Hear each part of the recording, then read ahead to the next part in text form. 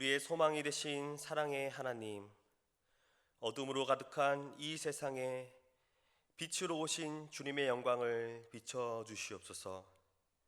각자의 자리에서 드리는 예배가 신령과 진정으로 드리는 예배가 되게 하옵소서. 우리 주 예수 그리스도의 이름으로 기원하옵나이다. 아멘.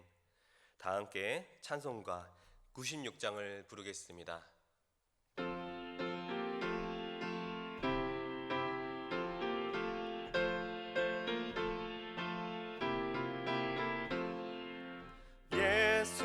예수님은 누구신가? 우는 자의 위로와 없는 자의 풍성이며 전한 자의 높음과 잡힌 자의 노임되고 우리 기쁨 되시네. 예수님은 누구신가?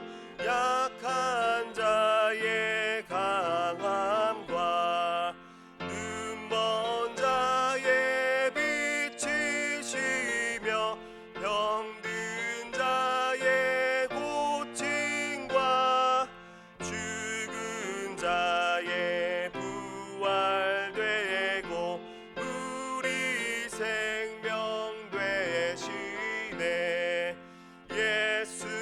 예수님은 누구신가?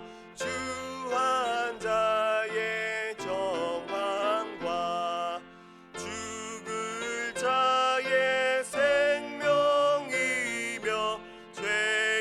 죄인들의 중보와 멸망자의 구원되고 우리 평화 되시네. 예수님은 누구신가? 온 교회의 머리와 온 세상의 구주시며 모든 왕의 왕이요 심판하실 주님 되고 우리 영광 되시네. 아멘. 오늘 우리에게 주신 하나님의 말씀은 마가복음 2장 1절부터 12절까지의 말씀입니다.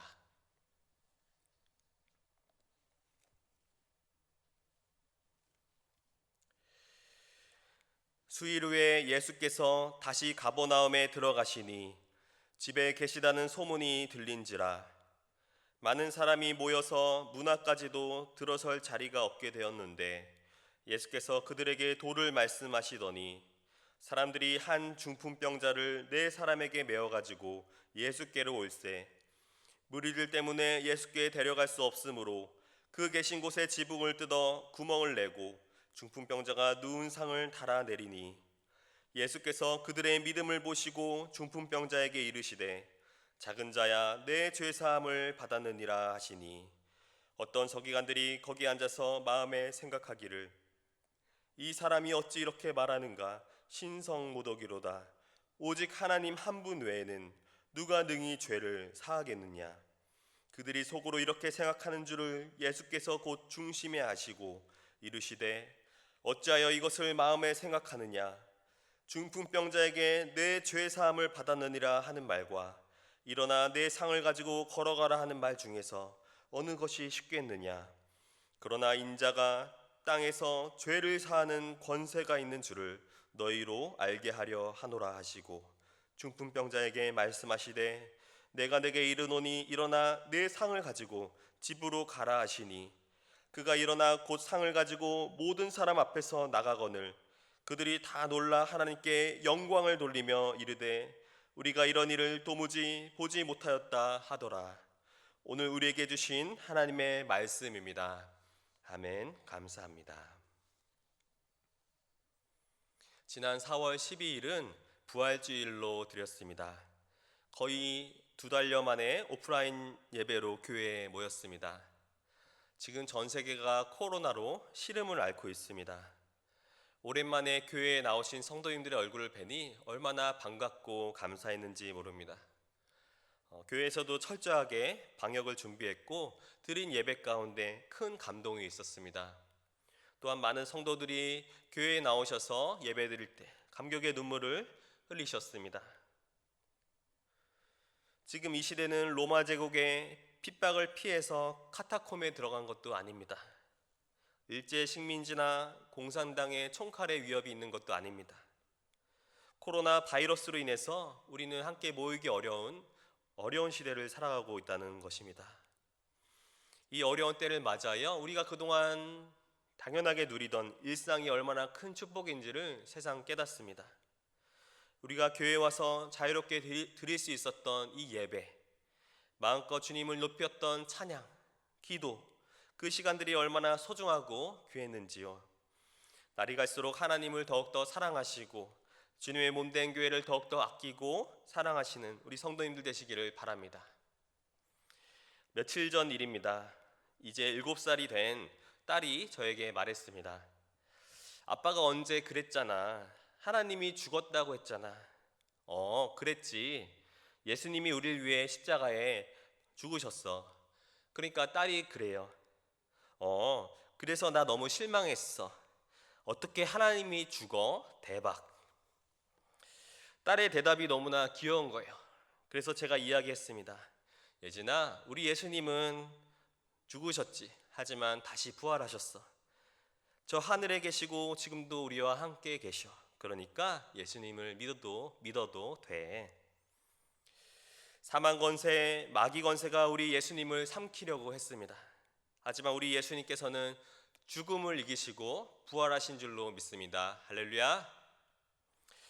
일찍이 고난을 당한 그리스도인들에게 힘을 주었던 것은 소망이었습니다. 소망이란 세상에서 말하는 단순한 기대나 갈망, 소원이 아닙니다. 소망이란 말씀에 대한 믿음과 신뢰를 가지고 하나님을 의지하는 것을 뜻합니다. 바울은 이를 하늘에 쌓아둔 소망이라 하였습니다. 바울은 성도들을 향해 항상 소망 가운데 즐거워하라고 권면합니다. 왜냐하면 소망의 끝에 하나님 나라의 구원과 영생이 있기 때문이죠. 로마서는 이렇게 말씀합니다. 생각하건대 현재의 고난은 장차 우리에게 나타날 영광과 비교할 수 없도다. 아멘. 우리는 지금 절망으로 가득한 시대를 살아가고 있습니다. 불안과 불신이 팽배합니다. 이 고난의 시대에 우리가 붙잡아야 할 것은 바로 소망입니다. 오늘 말씀을 통해 소망을 회복하시고 주님을 만나시는 성도님들 되시기를 바랍니다. 예수님 당시에도 깊은 절망 가운데 살았던 사람들이 등장합니다. 먼저 사건은 가버나움 집에서 시작됩니다. 가버나움은 갈릴리 바다 북서쪽에 있는 작은 해안 성읍입니다. 마태의 기록에 따르면 예수께서 세례 요한이 잡히고 난 뒤 나사렛을 떠나 가버나움에 가서 사셨다고 기록합니다. 가버나움은 예수님께서 공생애를 주로 보내셨던 갈릴리 사역의 본부와도 같은 역할을 했을 것입니다. 작년에 우리 성도님들과 위임 목사님과 함께 이스라엘 성지순례를 갔었습니다. 그때 가버나움에 있었던 시몬 베드로의 집터를 갔던 기억이 납니다. 참 좋았던 것 같아요. 예수님께서는 그동안 많은 사람들의 병을 고치시고 귀신들을 내어 쫓으셨습니다.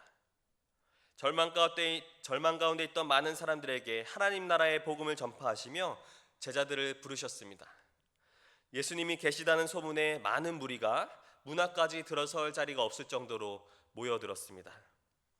이때 예수님께서는 모인 사람들에게 말씀을 전하십니다. 그 말씀은 아마도 이런 내용이었을 거예요. 때가 찼고 하나님의 나라가 가까이 왔으니 회개하고 복음을 믿으라. 예수님은 임박한 하나님 나라의 비밀과 천국 백성의 삶에 대해서 백성들을 가르치셨습니다. 예수님께서 사람들에게 복음을 전하시는 상황 가운데 황당한 사건이 일어납니다. 4명의 사람이 등장합니다. 예수님이 가르치시는데 지붕으로 기어 올라가더니 지붕을 뜯어냅니다. 그리고 구멍을 내고 그들의 친구 한 중풍병자를 달아내립니다. 아마도 그들은 예수님에 대한 소문을 들었을 것입니다. 오랫동안 아픈 친구의 문제로 함께 아파했습니다. 그러던 중 예수님의 소식을 들었고 예수님이라면 치료해 줄 수 있다는 믿음이 생겼습니다. 어떻게든 해결해 주고 싶었어요. 하지만 가버나움의 집에 와보니 사람들이 너무나 많이 있었어요. 도무지 인파를 뚫고 갈 수가 없어서 어찌해야 될지 모를 때 누군가가 지붕을 뚫고 예수님께로 돌진하자고 제안했습니다. 예수님을 만나고자 하는 이들의 열정은 놀라울 정도로 대단했습니다. 사람들의 따가운 시선과 지붕을 배상해야 될지도 모르는 손실을 감안하더라도 한 사람을 살리고자 하는 것이 얼마나 중요한 일인지 생각했기 때문이죠. 그리고 결국 지붕을 뜯어냈습니다. 아마 보통의 사람들 같았으면 호통을 치면서 어딜 감히 선생님 말씀하시는데 지붕을 뚫고 있냐고, 예의 없게 당장 내려오라고 호통을 쳤을 것입니다. 하지만 이 황당한 사건을 예수님께서는 이렇게 평가하십니다. 예수께서 그들의 믿음을 보시고 중풍병자에게 이르시되 작은 자야 내 죄사함을 받았느니라. 예수님은 지붕을 뜯은 이 황당한 사건을 믿음의 행동으로 간주하셨습니다. 예수님은 그들에게서 믿음을 보신 것입니다. 여기서 믿음이란 단어는 피스티스입니다. 하나님에 대한 신뢰를 의미하지요. 정확히 말하자면 믿음의 결정적인 영향을 준 것은 중풍병자를 데리고 온 네 사람의 믿음이었습니다. 이웃을 돕고자 하는 간절한 열망, 포기하지 않는 끈질김과 용기, 무엇보다도 예수님이라면 고칠 수 있다는 믿음이 있었던 것입니다. 인간적인 한계와 장애, 사회적인 관념과 경계를 초월하면서도 예수님께 가기만 하면 된다는 믿음을 가진 그들을 향해서는 예수님께서는 너희들이 참으로 믿음의 사람이로구나 칭찬하십니다. 더 나아가 예수님께서는 모두를 당황스럽게 하는 선포를 하십니다. 작은 자야 내 죄 사함을 받았느니라. 중풍병자는 병고침이 필요해서 왔는데 예수님께서는 갑자기 죄 사함을 선포하십니다. 놀라운 일입니다. 예수님께서는 중풍병이라고 하는 심각한 질병의 치유보다 긴급한 것이 바로 죄 사함이라고 가르쳐 주십니다. 사람들이 볼 때 중풍병자에게 가장 시급한 일은 그의 병을 고쳐주는 일이었습니다. 그런데 예수님의 시선으로 볼 때 그에게 가장 급한 일은 죄 사함을 받는 일이었습니다. 예수님께는 중풍병자의 심각한 질병보다 그에게 있는 죄악이 더욱 치명적이었던 것을 보셨던 것입니다.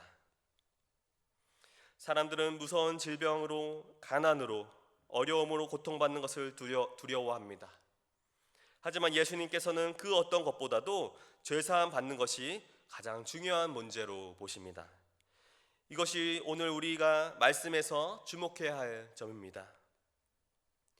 성경은 첫사람 아담의 범죄로 말미암아 저주가 이 세상에 들어오게 되었다고 설명합니다. 질병과 저주, 추위와 더위, 가난 그리고 죽음의 저주가 오게 되었습니다. 그러므로 인간이 당하는 모든 고난은 원죄의 결과라고 볼 수 있는 것입니다. 또한 병에 걸리는 것은 범죄의 직접적인 결과, 즉 자범죄의 결과인 경우가 있습니다. 성경에는 누군가 죄를 지었기 때문에 얻게 된 질병에 대해서 분명히 언급하고 있습니다. 하지만 우리는 모든 질병을 범죄의 결과라고 단정 짓는 것은 삼가야 합니다. 의로웠던 욥과 같이 이유 없는 고난을 당한 사람도 있기 때문이죠. 병에 걸린 사람은 먼저 자신을 돌아보고 겸손하게 하나님 앞에서 회개하고 돌아보는 심령을 가져야 합니다. 오늘 말씀에 나오는 중풍병자는 자신이 범한 죄의 직접적인 결과로 병에 걸린 듯이 보입니다. 왜냐하면 내 죄사함을 받았느니라 라는 예수님의 선언이 그것을 증명하고 있기 때문이죠. 죄사함의 선포를 듣고 서기관들이 붕괴합니다. 신성모독이로다. 참담하도다. 오직 하나님 한 분 외에 누가 죄를 사하겠는가?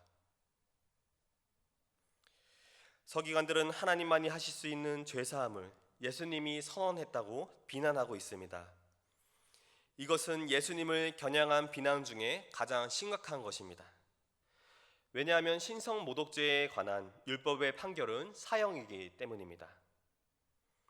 예수님의 재판 때에 언급된 것이 바로 신성 모독죄입니다. 그러므로 예수님께서 스스로 죄를 용서할 권리를 가지셨다는 주장을 통해서 우리는 과연 예수님은 누구신가? 라는 중요한 질문을 맞닥뜨리게 되는 것입니다. 예수님께서는 우선순위를 가르쳐 주십니다. 사람에게 필요한 것이 무엇입니까? 의식주, 먹을 것, 입을 것, 평안히 잘 것입니다. 또한 좋은 직장과 오래 사는 것, 건강하게 사는 것도 중요하죠. 삶의 질을 높이려면 뭐니 해도 머니입니다. 좋은 환경과 친구들, 이 모든 것들이 우리의 삶에 꼭 필요합니다. 그런데 예수님께서는 사람들에게 진정으로 필요한 것은 죄 사함이라고 선언하십니다. 예수님께서 이 땅에 오신 목적은 단순히 사람들의 질병을 고치시기 위함이 아닙니다. 단순히 사람들의 의식주, 경제적인 필요를 채워주시기 위함도 아니었습니다. 도덕적이고 교양 있는 삶, 행복한 삶을 살도록 가르쳐 주시기 위해 오신 것도 아닙니다. 예수님은 단순히 로마 제국의 압제로부터 이스라엘을 독립하고 자주국가를 이루기 위한 정치적인 메시아로 이 땅에 오시지 않으셨습니다. 예수님께서 오신 목적은 이사야 53장에 잘 나타나 있습니다. 대속적인 죽음을 위해 십자가를 지는 메시아로 오셨다는 것입니다. 예수님은 서기관에게 질문하시죠. 중풍병자에게 내 죄 사함을 받았느니라 하는 말과 일어나 내 상을 가지고 걸어가라 하는 말 중에서 어느 것이 쉽겠느냐? 죽어가는 중풍병자에게 내 상을 가지고 걸어가라 명령하는 것은 쉽습니까? 어렵습니까? 우리가 말을 한다고 다 이루어진다면 얼마나 좋겠습니까? 그러나 그렇지 않죠. 그런데 예수님께서는 이렇게 질문하십니다. 병 고침이 쉽겠느냐? 죄 사함이 쉽겠느냐?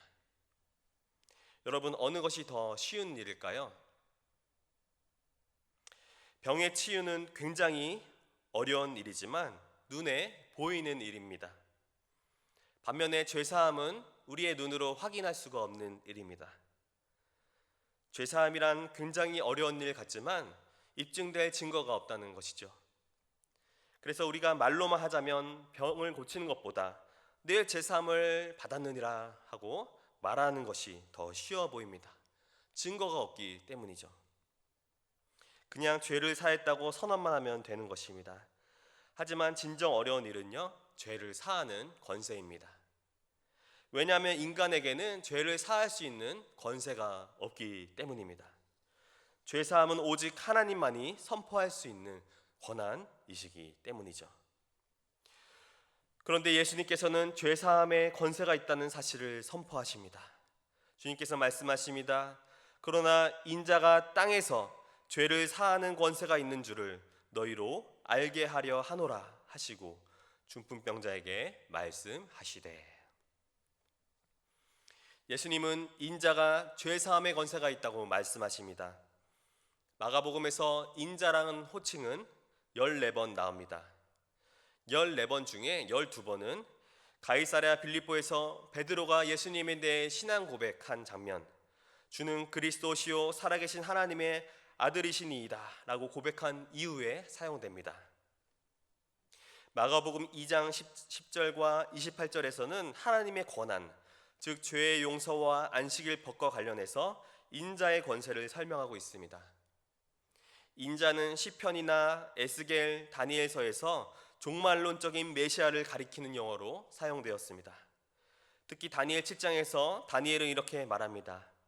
내가 또 밤 환상 중에 보니 인자 같은 이가 하늘 구름을 타고 와서 옛적부터 항상 계신 이에게 나아가 그 앞으로 인도되매 그에게 권세와 영광과 나라를 주고 모든 백성과 나라들과 다른 언어를 말하는 모든 자들이 그를 섬기게 하였으니 그의 권세는 소멸되지 아니하는 영원한 권세요 그의 나라는 멸망하지 아니할 것이니라. 아멘.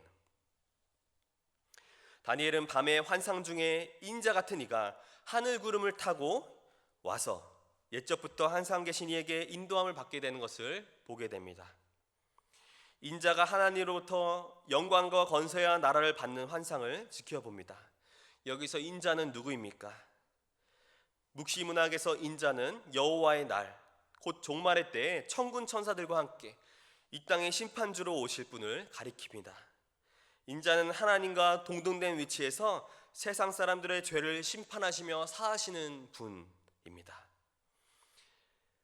그런데 오늘 말씀에 예수님께서는 자신을 인자라고 호칭합니다. 곧 자신이 구약에 예언된 인자, 장차 이 땅을 심판하시며 하나님의 나라를 선포하시며 죄사함의 권세를 가진 이 땅을 구원할 메시아라고 스스로를 선포하고 있다는 사실입니다. 사랑하는 여러분, 예수님은 누구십니까? 예수님은 단순히 이 땅의 질병이나 저주, 가난이나 약함을 해결해 주시기 위해 오신 분이 아닙니다. 이 땅의 모든 저주의 근원이 되는 죄악을 사하시기 위해 오신 인자, 곧 메시아 되신 하나님의 본체, 그분이 예수 그리스도십니다. 예수님은 11절에 선언하십니다. 내가 내게 이르노니 일어나 내 상을 가지고 집으로 가라 하시니. 놀랍게도 12절에 그가 곧 일어나 상을 가지고 나갔다라고 기록합니다. 예수님께서는 중풍병자의 병을 치유하시며 병고침의 능력을 증명하십니다. 중풍병자가 상을 가지고 일어납니다. 그들이 다 놀라 하나님 앞에 영광을 돌립니다. 할렐루야! 중풍병자의 치유를 통해서 예수님이 하신 말씀, 곧 인자가 땅에서 죄를 사하는 권세가 있다는 말씀이 증명이 된 것입니다. 오늘 말씀을 통하여 우리는 무엇을 배울 수 있을까요? 첫 번째로 소망입니다. 12해를 혈루증으로 앓았던 여인, 소경거지 바디메오, 그리고 중풍병자와 그의 4명의 친구들, 공통점이 무엇입니까? 그들은 모두 절망적인 상황 가운데 있었습니다. 하지만 그들은 예수님께 마지막 희망을 걸었습니다. 소망을 품었던 것입니다. 만약 그들이 소망을 저버리고 행동하지 않았다면 치유는 일어나지 않았을 것입니다. 그들은 부끄러움을 무릅쓰고 예수님 앞에 담대히 나아갔습니다. 사람들의 시선과 냉대와 차별과 장벽을 뛰어넘고 오직 예수님만이 나를 고쳐줄 수 있다는 믿음과 소망을 가지고 나아갔습니다. 그때 치유가 일어났던 것입니다. 여러분을 주저하게 만드는 것은 무엇입니까? 예수님께로 나아가는데 방해가 되는 것은 무엇입니까? 여전히 변하지 않는 나의 현실 때문에 절망하고 있지는 않으십니까? 혹은 나의 자존심, 사람들의 냉대와 시선, 아니면 숨겨진 나의 죄악과 연약함들이 예수님께로 나아가는데 주저하게 만들고 있지는 않습니까? 그것들을 주님 앞에 다 맡기고 나아가시기 바랍니다. 예수님은 충분히 여러분의 아픔과 고통과 죄악까지도 사하실 수 있는 사랑의 하나님 아버지가 되심을 믿으시기 바랍니다. 소망을 가지세요. 두 번째로 간절한 믿음입니다. 예수님께서는 지붕을 뚫고 들어온 그들의 행동을 믿음의 표현으로 인정하십니다. 여기에서 마가가 말하는 믿음이란 예수님을 간절하게 사모하고 의지하며 담대히 예수님께로 나아가는 행동하는 믿음을 의미합니다. 여러분은 예수님을 믿는다고 하면서 얼마나 의지하고 계신지요? 예수님을 만나기 위해 얼마나 간절하게 사모하고 있습니까? 오늘 말씀에 나온 중풍병자와 친구들처럼 지붕에 올라가서 기와 한 장이라도 뜯어 보셨습니까? 지붕도 하나 뜯어보지 않고 안 된다고 포기해버리진 않으셨습니까? 거지 소경 바디메오가 예수님 앞에 간절하게 소리질러 부르짖으며 주여 나를 구원하옵소서 외쳤던 것 같은 그런 간절한 기도로 주님 앞에 울부짖어 보신 적이 있으십니까? 예수님은 베데스다 연못에서 38년 동안 병을 앓던 병자에게 물어보시지요. 네가 낫고자 하느냐? 예수님의 치유와 권능을 경험하기 위해서 필요한 것이 있습니다. 그것은 간절함입니다. 정말 이 괴로운 질병을 낫고자 하는 의지가 있느냐? 간절함이 있느냐? 예수님은 이것을 물어보십니다. 예수님은 일찍이 자기 고향에서는 이적을 나타낼 수가 없었습니다. 첫 번째 이유는 그들이 예수님에 대해서 믿음이 없었기 때문입니다. 그들이 예수님을 인정하지 않았기 때문이죠. 두 번째는 그들이 병을 낫고자 하는 간절한 열망이 없었기 때문에 능력이 나갈 수가 없었다고 말하는 것이죠. 아마도 오늘 현대인들에게 가장 큰 도전이 있다면 이 간절함이 없다는 사실입니다. 예수님을 만나고 싶은 간절함이 부족합니다. 오늘날 이 시대는 등 따숩고 먹을 것이 천지에 널려있는 풍요의 시대를 살아가기 때문일지도 모릅니다. 반대로 어떤 분들은 고통스러운 상황 가운데 있지만 예수님을 만날 생각조차 하지 않고 오히려 예수님을 거부하며 간절하게 나아가지 않고 있다는 사실입니다. 저는 이것이 이 시대의 심각한 영적인 질병이라고 생각합니다. 사람들은 근심, 걱정, 불안, 어둠에 쉽게 휩싸이지만 예수님을 찾지는 않습니다. 하나님을 간절히 의지하거나 간절한 열망이나 기도, 뜨거운 찬양을 드리지는 않는다는 사실입니다. 사랑하는 여러분, 간절한 믿음이 있습니까? 오늘 중풍병자들이 지붕을 뚫고 그 사랑하는 친구를 업어매고 예수님께로 나아갔던 그 간절함들이 우리 성도님들에게 있으시기를 바랍니다. 예수님을 꼭 만나야만 우리가 살 수 있다는 간절한 믿음을 가지시기 바랍니다. 마치 38년 된 병자처럼 오랫동안 고생을 해서 이제는 그 누구도 그 무엇도 나를 고칠 수 없을 거야. 깨어진 우리 가정, 무너진 나의 건강, 그 무엇보다도 파괴된 나의 관계들, 이 어려움들을 가지고 절망하고 있지 않으십니까? 예수님께로 나아가십시오. 주 예수를 믿으라. 그리하면 너와 내 집이 구원을 받으리라. 이 말씀 붙들고 예수님 앞에 나와 간절히 기도하십시오. 예수님만이 우리 가정의 소망이십니다. 예수님만이 나의 희망이십니다. 예수님만이 이 나라와 민족에 살아갈 길이 되십니다. 예수님만이 우리의 구원자가 되십니다. 주님만 믿고 간절히 기도하시기 바랍니다. 그럴 때 예수님의 능력과 치유와 회복의 역사가 반드시 일어날 줄로 믿습니다. 세 번째로 우리는 예수님이 누구신가를 깨달아야 합니다. 예수님은 우리 영혼의 문제, 죽음과 심판에 이르는 심각한 병, 죄악의 질병을 치유할 수 있는 메시아이십니다. 오직 예수님만이 모든 저주의 근원이 되는 죄악의 문제를 해결할 수 있는 분이십니다. 그것이 바로 십자가입니다.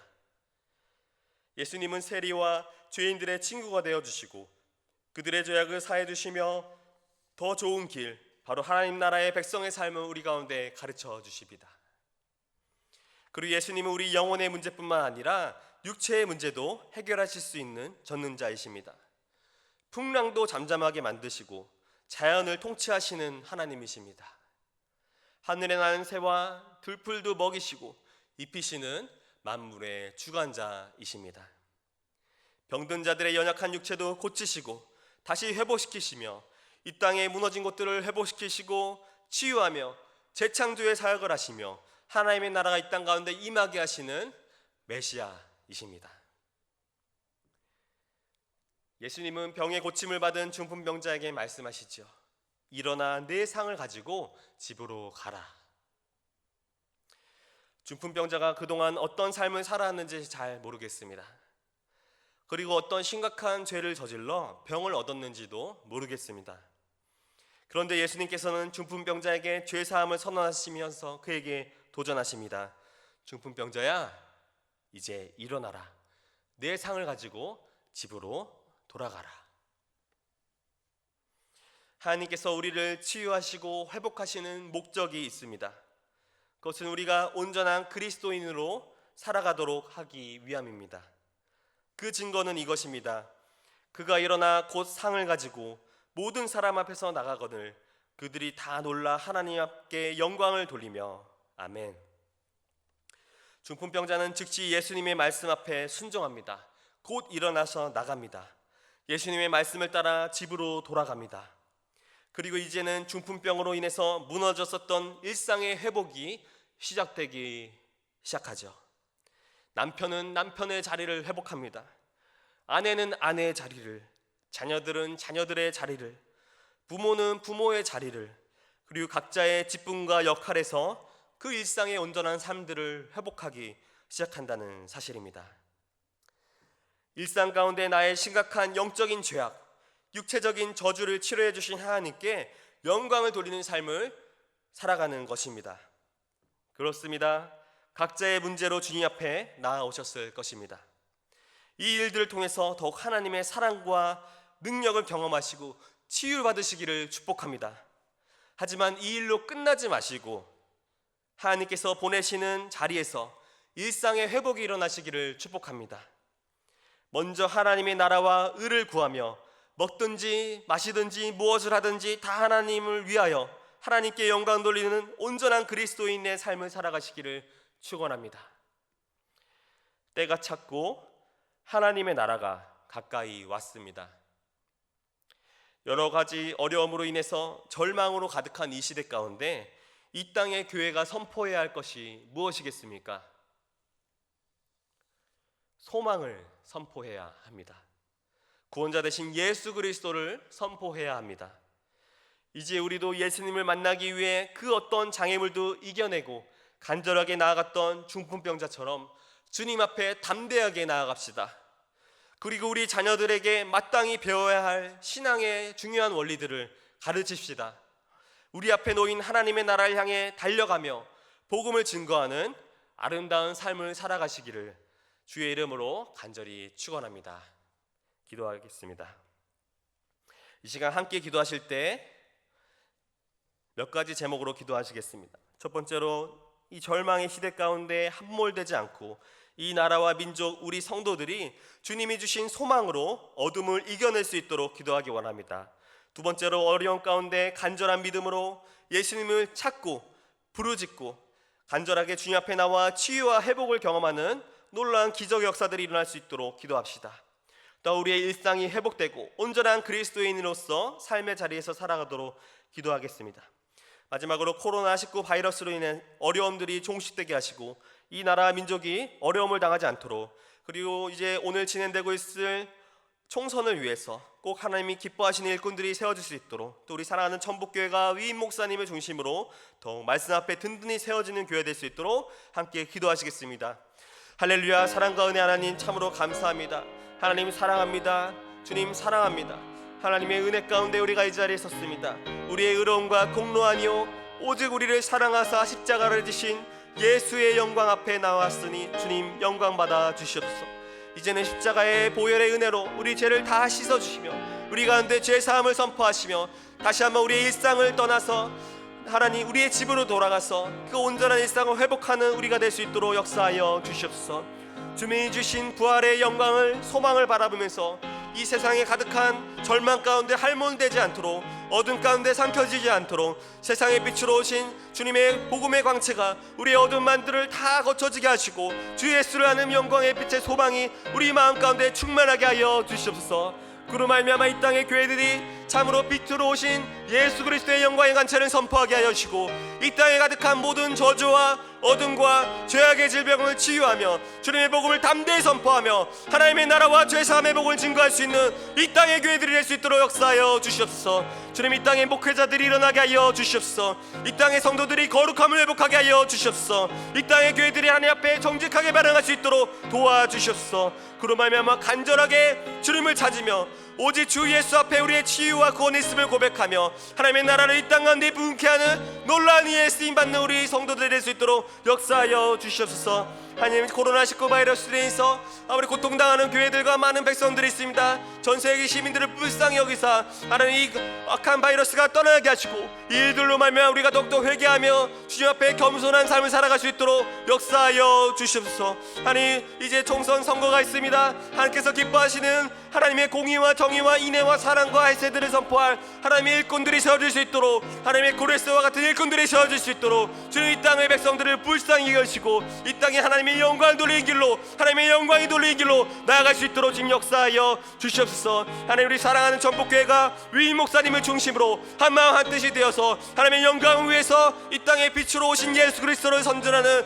아름다운 선한 사역에 쓰임받는 교회가 될 수 있도록 역사하여 주시옵소서. 모든 악한 권세가 떠나게 하여 주시고 오직 먹던 지 마신 지 주 예수의 영광을 위해서 살아가는 하나님 전북교회 이 땅의 교회들로 삼아 주시옵소서.